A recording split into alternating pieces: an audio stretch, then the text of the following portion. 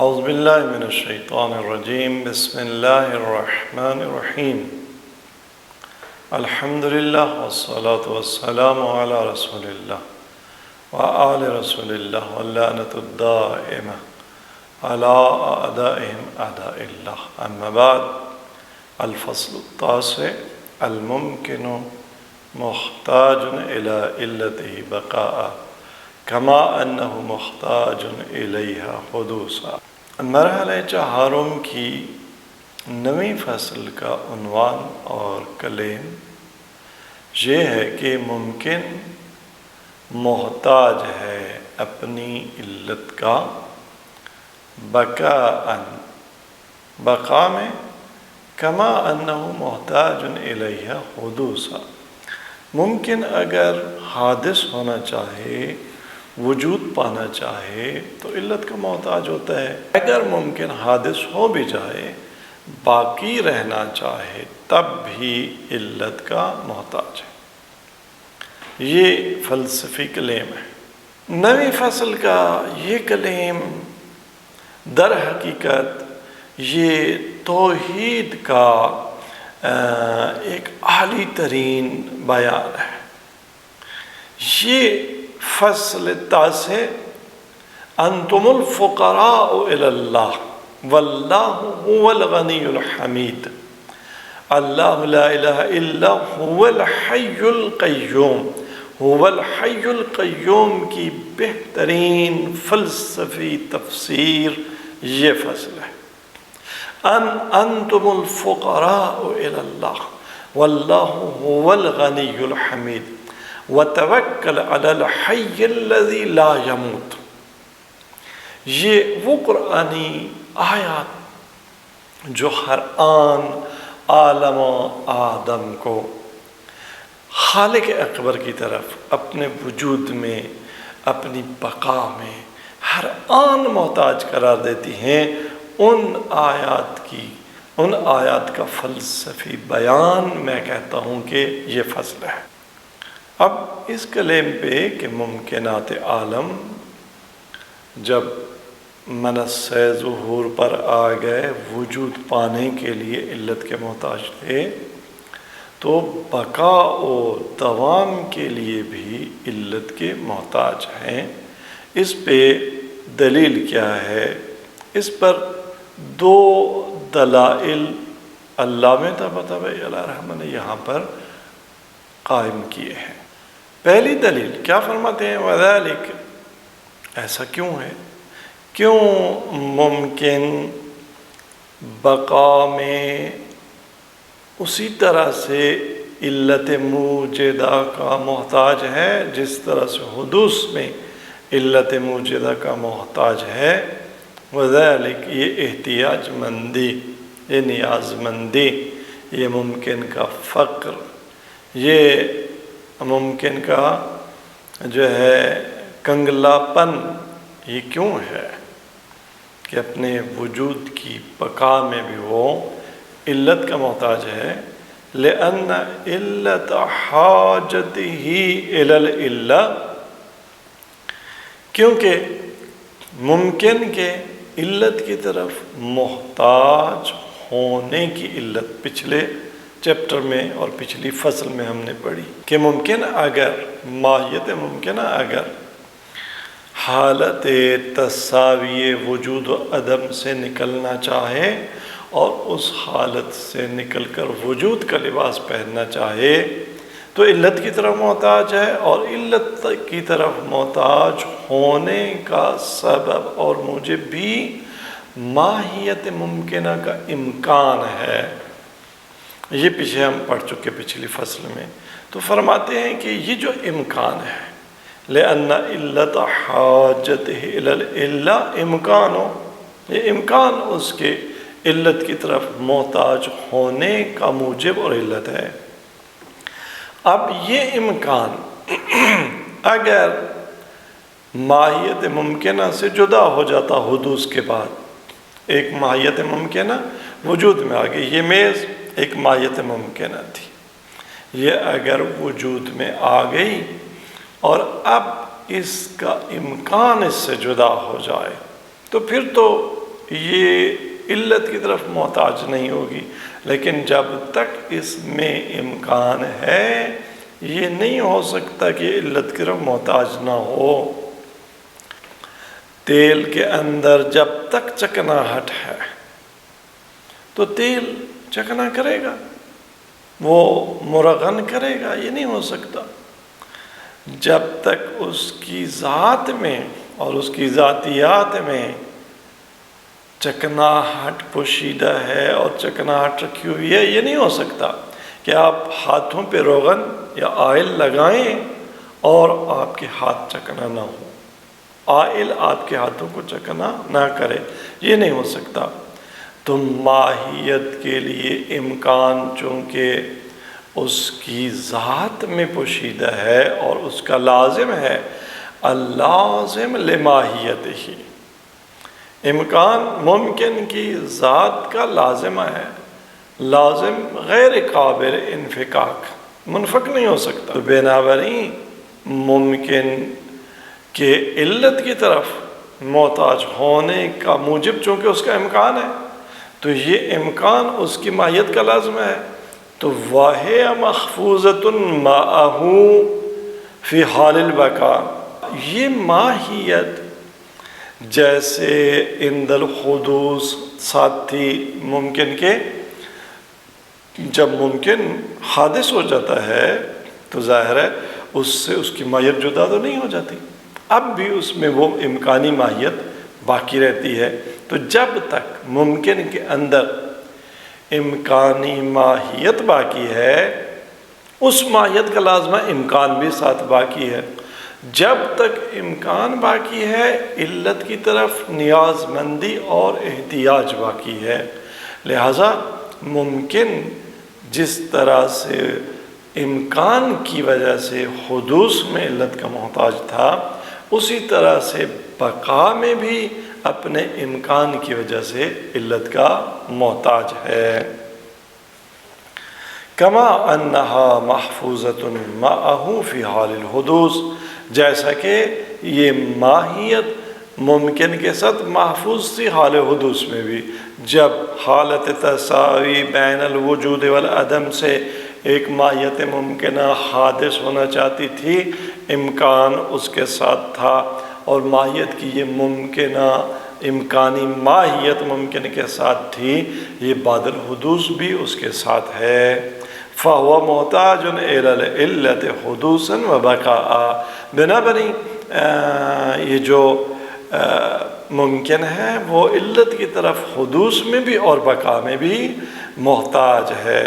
مستفیض فی الحالین جمیعا، اور ممکن دونوں حالتوں میں، چاہے حالت حدوث میں ہو چاہے حالت بقا میں ہو، دونوں حالتوں میں مستفیض، یہ طلب فیض کرتا ہے، فیض مانگتا ہے، علت سے، علت تامہ سے، علت موجبتہ سے وجود کا فیض مانگتا ہے، جمیعاً دونوں حالتوں میں، حدوث میں بھی اور بقا میں بھی۔ ایسا نہیں ہے کہ یہ کائنات ممکنات بس حادث ہوتے وقت خالق کی محتاج تھی، اس کے بعد یہ خالق کی تخلیق کی، خالق کی طرف سے وجود کے فیض آنے کی محتاج نہ ہو، نہیں، ایسا نہیں۔ آگ کی ماہیت سے آپ حرارت جدا نہیں کر سکتے، پانی کی ماہیت سے آپ برودت جدا نہیں کر سکتے، جب تک پانی کے ساتھ برودت ہے، جب تک آگ کے ساتھ حرارت ہے، تو آگ حرارت کی بنیاد پر جو خواص رکھتی ہے وہ خواص رکھے گی، پانی برودت کی بنیاد پر یا سیلان کی بنیاد پر جو خواص رکھتا ہے وہ خواص کبھی اس سے جدا نہیں ہوں گے جب تک اس میں سیلان کی طبیعت باقی ہے۔ تو ممکن میں جب تک امکان کی ماہیت باقی ہے اور امکان باقی ہے تو فقر باقی رہے گا۔ یہ کائنات دائماً دم بدم اپنے حدوث میں بھی اور اپنی بقا میں بھی، ہر حال میں، دونوں حالتوں میں یہ ہر آن طلب فیض کرتی ہے، وجود کے فیض کو طلب کرتی ہے، علت تامہ سے، علت العلل سے، کہ مجھے وجود کی خیرات دیتے رہے۔ تو یہ پہلا برہان تھا۔ برہان آخر، دوسرا برہان، ان وجود المعلول کما تقررت الاشارۃ الیہ وسیجی بیان وجود رابط۔ علامہ طباطبائی یہاں فرماتے ہیں کہ اس بات کی طرف پہلے بھی اشارہ گزر چکا اور آگے بھی اس کا بیان آئے گا کہ وجود کا معلول کیا ہوتا ہے؟ وجود رابط، وجود رابط ہوتا ہے۔ وجود کے مراتب ہیں اور کئی بار اس کی طرف اشارہ ہو چکا۔ وجود کا اعلیٰ ترین مرتبہ وہ ہے وجود فی نفسہ لنفسہ بنفسہ، جسے واجبی وجود کہتے ہیں، اور وجود کا ضعیف ترین مرتبہ فلسفی نگاہ سے وجود بغیرہ فی غیرہ، کہ جو ان اٹ سیلف بھی وجود نہ رکھتا ہو۔ وجود کا وہ مرتبہ ہے جو ان ادرز پایا جاتا ہے۔ جیسے اس کی مثال ہم پہلے بیان کر چکے کہ ضحک و زید، زید کا ضحک یہ قائم بالغیر ہے۔ اگر زید نہ ہو، اگر ضحک کی حقیقت نہ پائی جاتی ہو تو زید کا ضحک جو کہ ایک وجود رابط ہے یہ نہیں ہوگا۔ معلول کا وجود وجود رابط ہوتا ہے، اور وجود رابط کیسا ہوتا ہے؟ متعلق الذات بالعلہ، اس کی ذات علت کے ساتھ جڑی ہوئی ہوتی ہے۔ علت سے جدا ہو کے رابط کا وجود نہیں رہتا۔ متقوم بہا، رابط کا وجود وہ تقوم اور تحصل اور تحقق بھی کیسے پاتا ہے؟ علت کے ساتھ پاتا ہے۔ غیر مستقل دونہا، یعنی اگر علت نہ ہو، دون العلہ، جو وجود رابط ہوتا ہے وہ استقلال ہی نہیں رکھتا۔ فحال فی الحاجت الی العلت حدوثا و بقاء، اب معلول چاہے حادث ہو چاہے حالت بقا میں ہو، معلول کا وجود چونکہ رابط وجود ہے، وجود رابط متعلق بالعلہ ہوتا ہے، متقوم بالعلہ ہوتا ہے، لہٰذا اس وقت تک ہے جب تک علت ہے۔ جب علت چلی جائے گی تو رابط کا وجود چلا جائے گا، لہٰذا فرمایا حالہ فی الحاجت الی العلہ حدوثا و بقاء واحد، چاہے ممکن حالت اور جو کہ وجود رابط ہے، ممکنات چونکہ روابط ہیں، ممکنات عالم حکمت متعالیہ میں ان کی حیثیت رابطات کی ہے، یہ روابط ہیں جو ہر آن علت کے طرف محتاج ہوتے ہیں۔ بنابراین چاہے حالت حدوث میں ہوں چاہے حالت بقا میں ہوں، چونکہ معلول ہیں اور وجود رابط ہیں، لہٰذا ان کو ہر آن علت کی طرف ان کی ضرورت باقی ہے۔ لہذا فرمایا فحالہ فی الحاجت الی العلت حدوثا و بقاء واحد، رابط کے وجود کی حالت چاہے حدوث کے مرحلے پر ہو یا حدوث کے مرتبہ پر ہو یا بقا کے مرتبہ پر ہو، اس کی حالت واحد ہے۔ والحاجت ملازمہ، اور اس کی جو حاجت اور نیاز مندی ہے علت کی طرف وہ اس کے ساتھ لگی ہوئی ہے، جیسے لازم ماہیت سے جدا نہیں ہوتا، اسی طرح سے ماہیت ممکنہ کی اور وجود رابط کی علت کی طرف نیاز مندی اس سے جدا نہیں ہوتی۔ یہ دو برہان اس فلسفی ادعا پر کہ ممکن جس طرح سے علت کا حدوث میں محتاج ہوتا ہے اسی طرح سے اپنی بقا میں بھی علت کا محتاج ہوتا ہے۔ وقد استدلوا على استغناء الممكن عن العلة في حال البقاء بأمثلة عامیہ۔ تھوڑا سا جائزہ علامہ طباطبائی علیہ رحمہ ان لوگوں کا لیتے ہیں کہ جنہوں نے ادعا کیا کہ ممکن اپنے حدوث میں تو علت کا محتاج ہے لیکن بقا میں علت کا محتاج نہیں ہے، تو ان کے پاس کوئی دلیل، فرماتے ہیں کہ ان کے پاس کوئی دلیل نہیں ہے، انہوں نے عوامانہ مثالوں کا سہارا لیا ہے۔ وقد استدلوا على استغناء الممکن عن العلہ، بعض لوگوں نے استدلال کیا ہے کہ ممکن فی حال البقا، حالت بقا میں علت کا محتاج نہیں ہوتا۔ اس دعوے پر انہوں نے استدلال کس سے کیا ہے؟ قد استدلوا بامثلۃ عامیہ، عوامانہ مثالوں کا سہارا لیا ہے انہوں نے۔ کمثال البناء والبناء، کیا مثال؟ مثلا کہنے والا کہتے ہیں کہ دیکھیں یہ کمرہ ہے، یہ بلڈنگ ہے، اس کو بناتے وقت حدوث کے لیے تو علت چاہیے تھی، وہ مستری اور وہ مہندس معمار جس نے اس کو بنایا اس کی ضرورت تھی، لیکن اب معمار بنا کے چلا گیا، حدوث میں اس کو علت کی ضرورت تھی، اب یہ باقی ہے، پتہ نہیں کہاں گئے اس بنا، اس بلڈنگ، اس عمارت کے بنانے والے، زندہ ہیں یا مر گئے، لیکن بنا باقی ہے۔ تو اسی طرح سے ممکن حدوث میں علت کا محتاج ہوتا ہے لیکن بقا میں علت کا محتاج نہیں ہوتا ہے۔ سو ان البناء یحتاج فی وجود الی البنا، کہ یہ بنا جو ہے، یہ بلڈنگ جو ہے، یہ عمارت جو ہے، اپنے وجود پانے میں تو بنا کی، معمار کی محتاج تھی، لیکن حتی اذا بناہ استغنى عنہ فی بقائے، لیکن جب بنا نے، معمار نے اسے کھڑا کر دیا تو اب یہ معمار کی محتاج نہیں ہے۔ یہ استدلال اور بہت سارے اس طرح کے استدلالات قائم کیا جا سکتے ہیں۔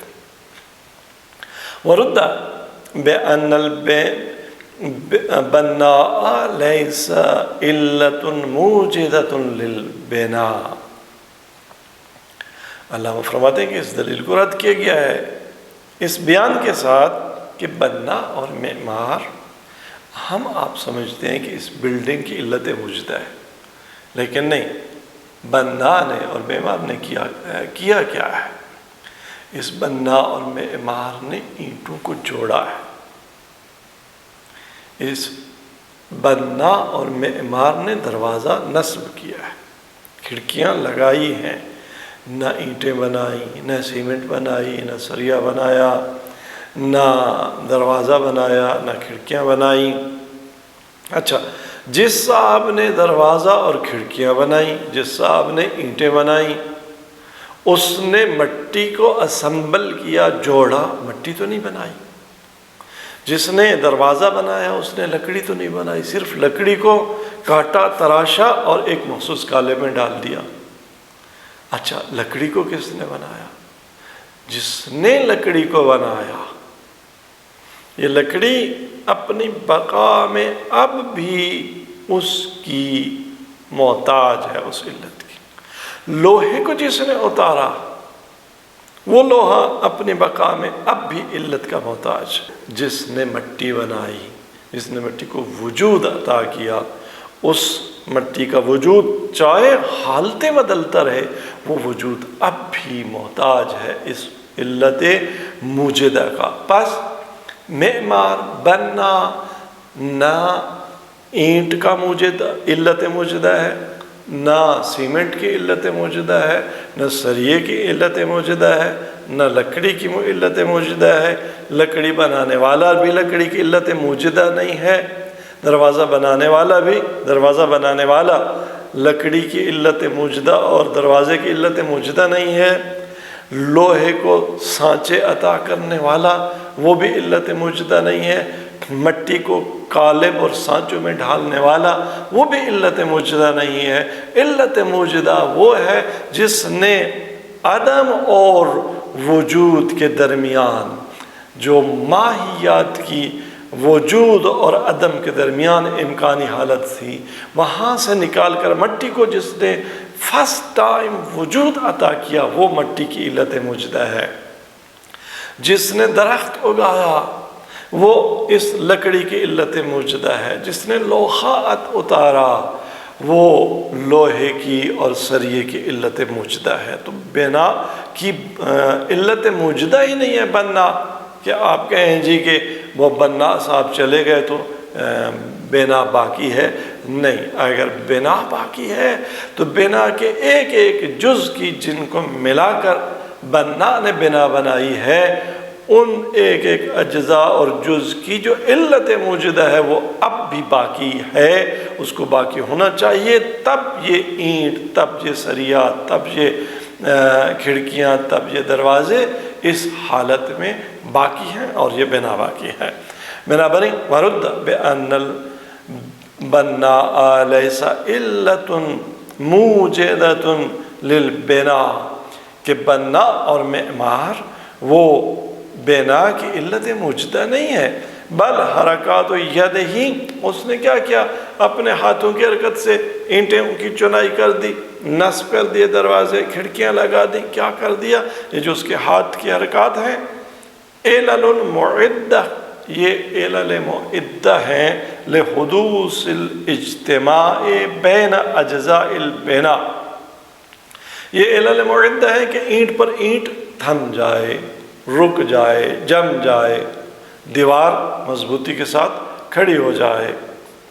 وَاجْتِمَاعُ الْأَجْزَاء، یہ جو اینٹیں اکٹھی ہو گئیں، یہ جو سریا اور سیمنٹ اکٹھے ہو گئے، یہ جو اجزاء اکٹھے ہوئے، علت لحدوث شکل البنا، یہ اس جو شیپ ہے بلڈنگ کی، اس شیپ کے حدوث کی علت تو اجتماع ہے، لیکن یہ جو اجزاء کا وجود ہے اس کی علت یہ اجتماع الاجزاء بھی نہیں ہے۔